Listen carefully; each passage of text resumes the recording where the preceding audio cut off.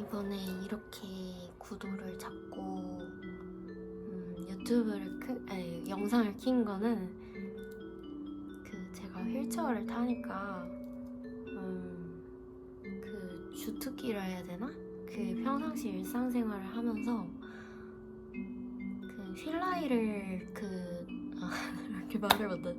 휠라이를 해야 할 경우가 진짜 많아요. 그냥 가볍게 앞바퀴 살짝 든다던가 아니면 작은 턱이라도 넘을 때 잠깐 이렇게 뒤로 이렇게 해주면 뒤에 미시는 사람이 훨씬 더 편할 수 있어요. 왜냐면 이게 앞바퀴를 들어주니까 이거 미처 못 봤던 턱을 저희가 서포트 해주는 거나 다름없죠? 그래서 제가 이번에는 휠라이를 어떻게 해야 하는지 그런 걸 제가 앞바퀴를 이렇게 살짝 들어야 할 때 어떻게 해야 되는지 그런 거에 대해서 조금 설명을 해드리려 합니다. 이게 보통 재활을 하면서 좀 휠체어를 타게 되면서 이거는 보통 배워 가실 것 같은데 그래도 조금 더 잘할 수 있게? 라고 해야 되나? 근데 턱 때문에 제가 진짜 휠체어에서 이렇게 넘어진 적이 좀 있었어요. 근데 그게 보통 제가 또 술을 막 이렇게 마셔서 취했을 때 그때 같은 경우에는 많이 이렇게 엎어져 버리고 막 저랑 휠체어랑 이렇게 분리되는 그런 경우가 종종 있었거든요. 그래서 좀 이게 술 취하고 나서는 이게 컨트롤이라고 해야 되나? 안 보이는 거죠, 턱이.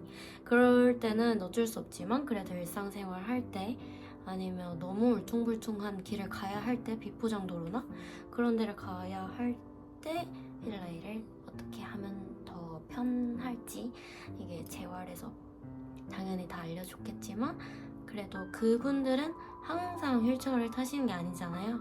그래서 잠깐 연구한 거나 그런 그 많은 얘기들을 듣고 조금 얘기를 해주시는 것도 있으니까 제가 지금 잠깐의 그걸로 뭔가 다들 궁금하실지는 모르겠지만 그래도 한번 설명을 드려보려고 합니다. 뭔가 궁금하실 사람이 한 명이라도 있으면 괜찮잖아요? 그러면 제가 알려드리도록 할게요.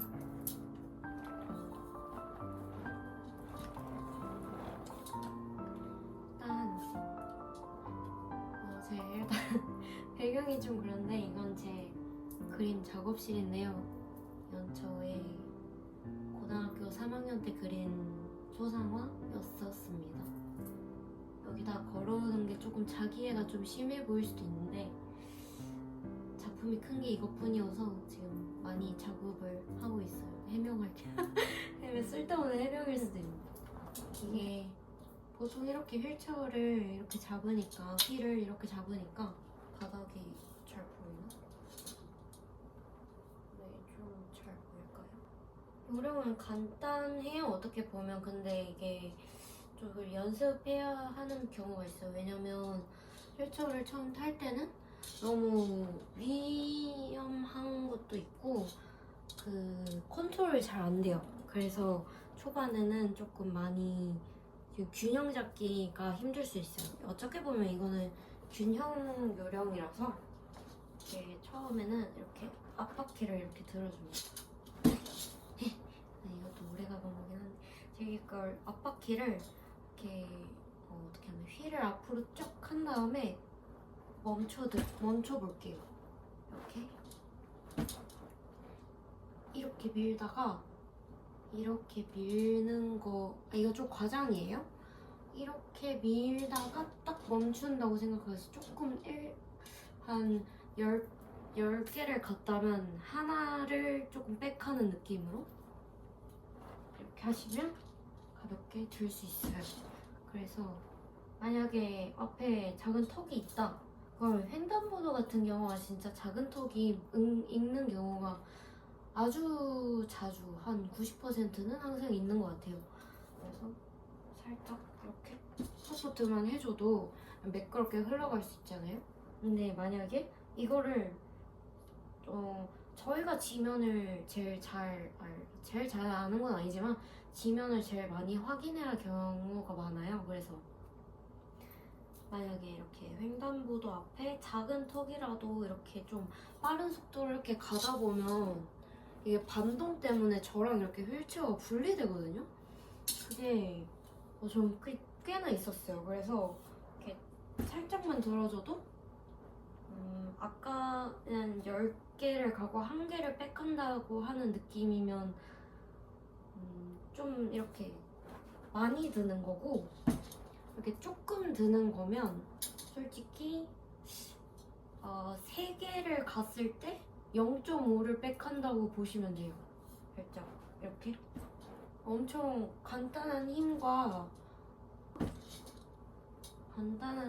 중심 잡기로 충분히 가능합니다. 그리고 근데 조금 만약에 이만한 턱이 아니고 좀 높은 턱이다, 한 요 정도? 요 정도까지는 저도 엄지손가락 한 뼘 반 정도? 어찌 보면 2뼘도 될 수도 있어요. 왜냐면 어떻게 중심 잡느냐에 따라서 달라서.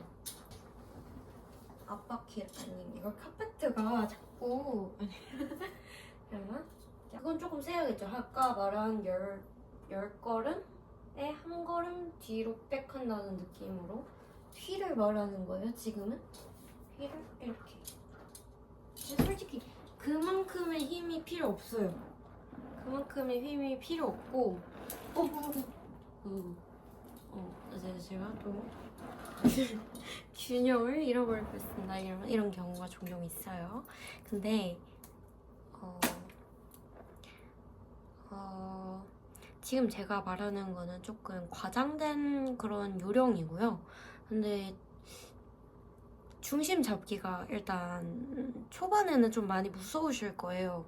왜냐면 이게 앞으로 갔다가 뒤로 이렇게 하면 반동 때문에 앞바퀴가 이렇게 들리는 거여서 처음에는 그게 많이 무서울 거고, 보호자가 꼭 처음에 연습할 때는 꼭 필요하다는 걸 제가 주의 드릴게요. 왜냐면 이게 중심을 잘못 잡거나 힘 조절이 잘못됐을 경우 이렇게 휠체어가 아예 뒤로 이렇게 들려버리는 경우가 있어요.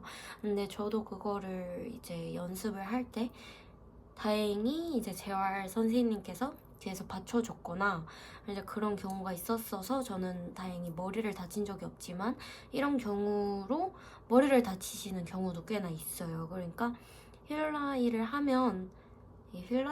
턱 넘기를 하면 꽤나 편리한 부분들이 많지만 처음에 연습할 때는 위험 리스크가 좀 있기 때문에 연습할 때 보호자가 꼭, 아니면 친구라도, 근데 친구는 솔직히 조금 반응 속도가 느릴 수도 있으니까 최대한 남성분 1명 혹은 이렇게 부모님 1명 정도면 충분할 것 같아요. 그리고 일단 처음에 요령 같은 경우에는 일단 조금이라도 앞바퀴 1mm라도 잠깐 들었다는 그 순간, 그거를 이제 계속 반복을 하다 보면 1mm가 2mm, 막 0.5mm, 1cm, 1.5cm 이런 식으로 점점 늘어나거나, 아니면 갑자기 많이 들려서 갑자기 5cm를 한 번에 이렇게 들어버렸다가 쾅 이렇게 내려놔서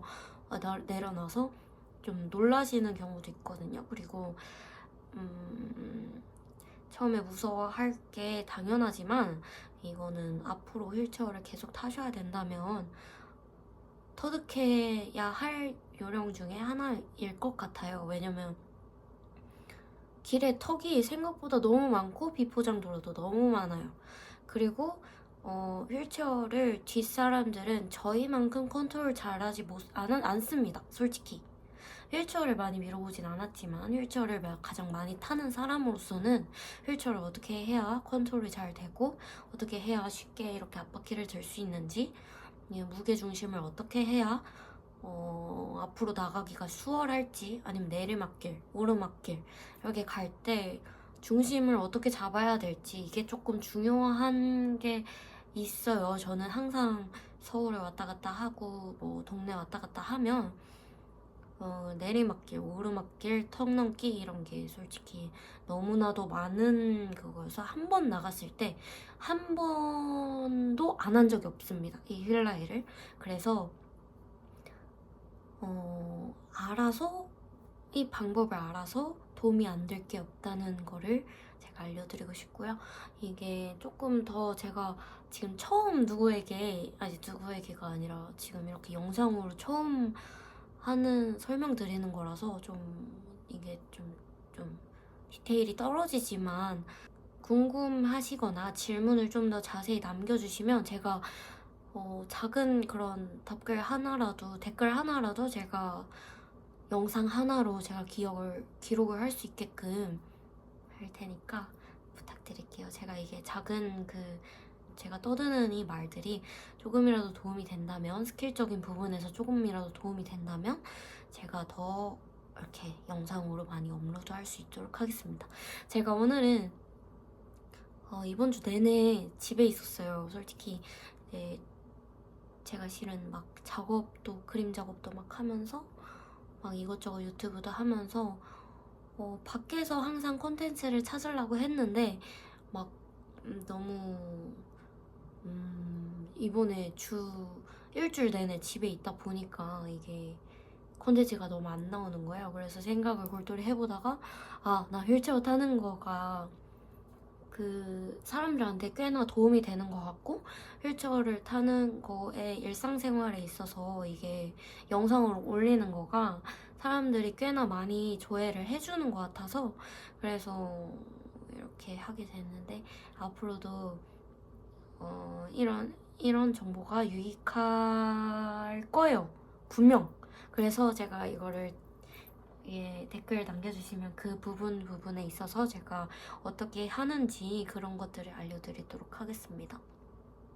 그리고 어떤 것들을 궁금해 하실지 솔직히 모르겠어요. 근데 제가 항상 궁금했었던 것 중에 좀 어려웠던 것, 다음에 이게 만약에 도움이 된다면 제가 이걸 다음에 업로드 하도록 하겠습니다. 살짝 첫 번째는 제가 바닥에서 휠체어를 올라가는 방법, 이게 진짜 좀 관건이었거든요. 근데 이게 평상시에 엄청 자주 써먹을 수 있는 그건 아니에요. 왜냐면 저 혼자 그러려고 하면 오히려 친구나 그렇게 많이 걱정하는 상황이 좀 종종 있었어서 차라리 막 저를 들어서 이렇게 휠체어를 옮겨주거나 그러거든요. 근데 만약에 저희가 혼자 있었을 때 휠체어에서 만약에 떨어졌을 때 이럴 때는 누구 도움이 막 전화를 한다고 해서 누가 막 달려가 주는 게 아니잖아요. 그러니까 알아서 나쁠 게 없다. 이걸 꼭 알아줬으면 좋겠어요. 알아서 나쁠 게 없다. 이런 위험 상황들은 언제나 일어날 수 있고 만약에 이걸 옮겨 앉기를 하면서 갑자기 뭐 균형을 잃거나 뭐 힘이 이렇게 안 되거나 좀 스킬적인 부분에서 조금 잘 안 됐으면 이렇게 휠체어에서 떨어지는 경우도 있어요. 그러면 다시 올라와야 할 때 언제나 우리가 누가 항상 평생 있는 것처럼 누구한테 전화를 할 수 있는 게 아니잖아요. 그러니까 혼자 하는 힘을 길러야 된다는 점을 제가 좀 휠체어 경력이 벌써 5년 반 정도 넘었으니까 제가 이제 많이 알려드리도록 하겠습니다. 제가 뭐 전부를 아는 건 아니지만 그리고 모든 게 완벽하진 않지만 제가 아는 정보가 조금이라도 다른 사람들에게 도움이 된다면 제가 알려드리도록 해요. 그리고 제가 오늘 화장한 이유는 이걸 찍으려고 그런 것도 있는데 오늘 잠깐 병원 가서 그 척추 검사를 했어요. 목이 요즘 너무 아프고 척추도 너무 아프고 그래서 검사를 했는데 휠체어에 너무 앉아있다 보니까 이제 거북목이 되는 경우가 많아요. 한마디만 하자면 스트레칭, 꼭 휠체어 타신다면 목 스트레칭이나 허리 스트레칭 아니면 그냥 어깨 돌리기라도 그런 작은 운동이라도 조금 해주시면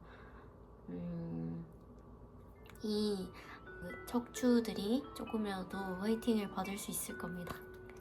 제가 이렇게 설명을 마치도록 할게요.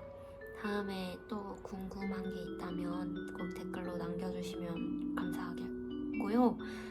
네, 부탁드립니다. 그리고 제가 그 100명이 넘었어요. 진짜 유튜브를 제가 하면서 제가 처음에는 막 10명이 될까? 막 20명이 될까? 30명이 될까? 이랬는데 벌써 3자릿수가 돼버렸어요. 뭐 늦게 된 것도 아니고 빠르게 된 것도 아니고 누구마다 이거는 관점은 다르겠지만 그래도 저를 지켜보고 응원하시거나 아니면 계속 궁금해하시는 분들한테 감사합니다. 항상 너무 감사해요. 그리고 또 궁금한 점이 있으면 꼭 물어봐주세요. 알겠죠? 제가 이렇게 말하면 용기를 안 가져줄까봐 좀 걱정이 되니까 저 또한 소심하지만 제가 이렇게 말해보겠습니다. 안녕. 좋은 하루 되세요. 오늘 만약 이 영상 봤다면 이게 알아서 해가 될 건 없다라는 걸 알아주세요. 바이바이. 잘 자요.